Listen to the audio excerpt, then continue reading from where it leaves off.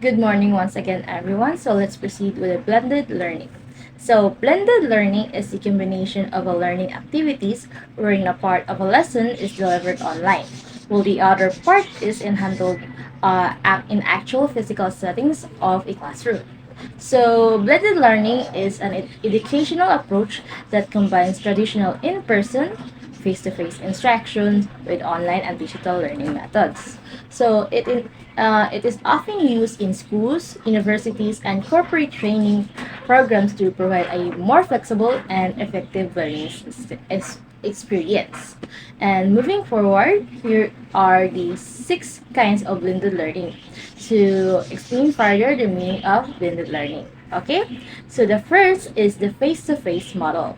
The teachers deliver the curriculum most of the time and utilizes online learning and certain times with the purpose to augment or provide an alternative experience. So the extraction is provided in a computer laboratory or assigned tasks are uploaded online. And the second model is the rotation.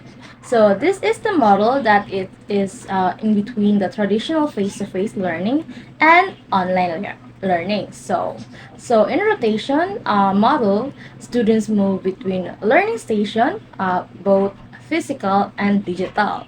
They might spend some time working with a teacher in a traditional classroom settings, then rotate to the other station when they're engaged in online activities or collaborative group work. So, this approach provides a mix of teacher guidance and independent online learning. So, that is the rotation model.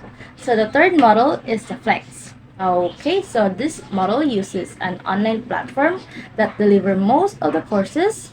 Support the learning is provided as needed through on-site support or by online tutor who facilitate the tutorial or small group sessions. So in the flex model, it is highly personalized and student-centered because students have the flexibility to choose how they engage with content, whether in person or online.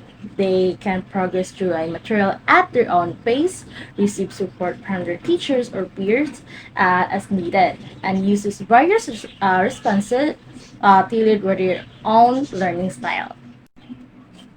And then the fourth learning model or the blended learning model is the online lab. So the online lab model uses an online platform in delivering the courses but located in a physical classroom or computer laboratory. Since the lessons are in modular format and available in online program, the teacher's assistants supervise these classes. So to further explain, so in this model, students typically spend a significant portion of their learning time in a computer lab or in online environment.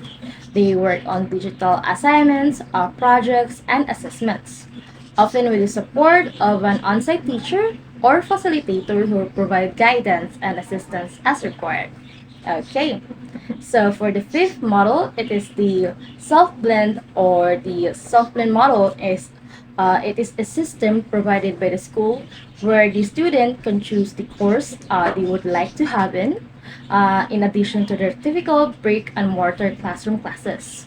So this model is always a remote, a major difference from the online lab. And in this model, students take the initiative to blend with their learning.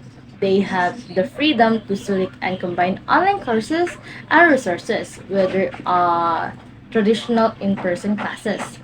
This approach is common in higher education where students may supplement their degree programs and online courses.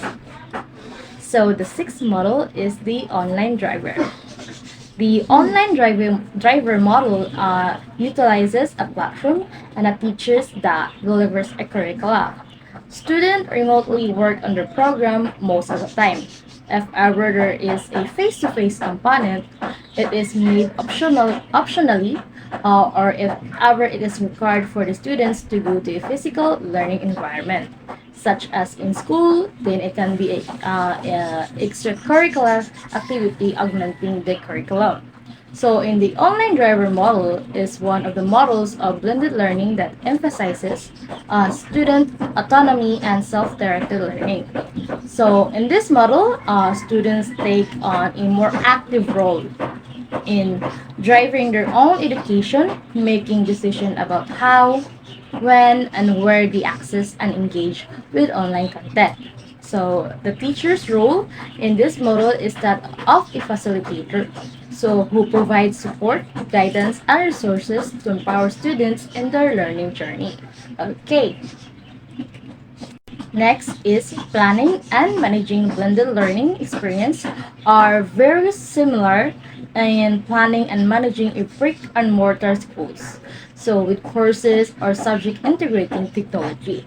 So in planning and managing blended learning, it involves combining traditional in-person instruction with online element.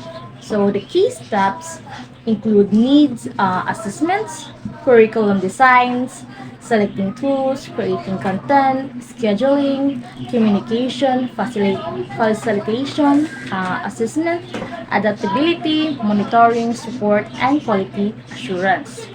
And the goal of planning and managing is to provide an effective, balanced learning experience that meets objectives and adapts the participants' needs. Okay. And next is the online communities of learning or social networking. When we consider online networking and internet users, we immediately refer to Facebook. Everybody seems to have a Facebook account and uses this to communicate.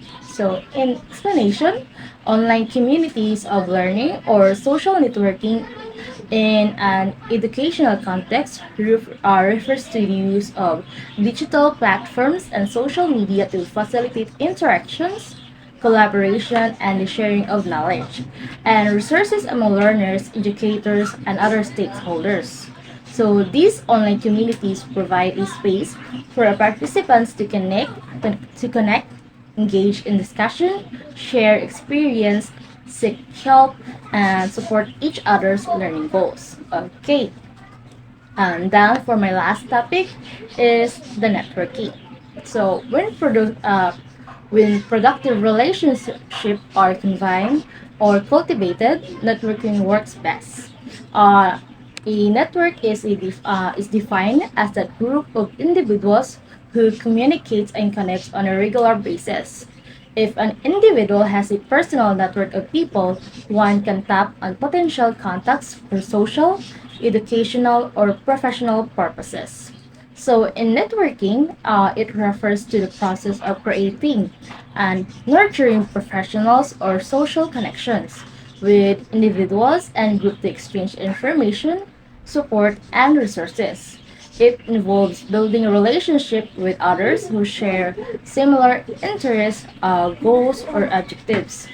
So, in networking, it is a fundamental aspect of regular aspect of life, including business, education, and personal relationship. So, networking can place in various situations or settings, including professional events, conference, social gatherings, online platform, and workplace interaction.